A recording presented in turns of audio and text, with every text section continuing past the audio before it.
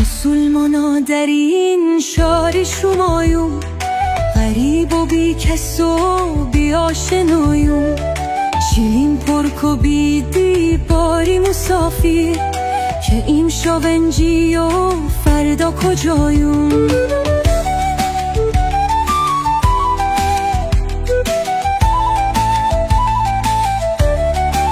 سه روز رفتی و 30 روز حالا، زمستان رفتی و نوروز حالا، خودت گفتی سری هفته میایون، شمارش کن ببین چند روز حالا. ببین ببین ببین چند روز حالا، نمازی شام غریبی رخ به من کرد، دمم جولان زد و یادی وطن کرد.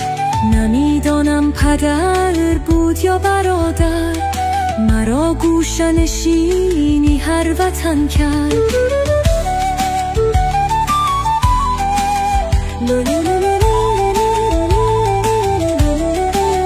قدم هایت بروی دیده باشد، نگاهم سوی تو دزدیده باشد، شده افسرده طبعی نازنینت، مباد از من دلت رنجیده باشد.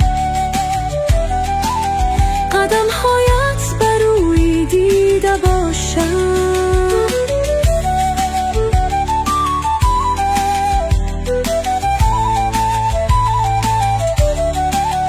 قدم هایت بروی دیده باشد، نگاهم سوی تو دزدیده باشد، شده افسرده طبع نازنینت، مباد از من دلت رنجیده باشد.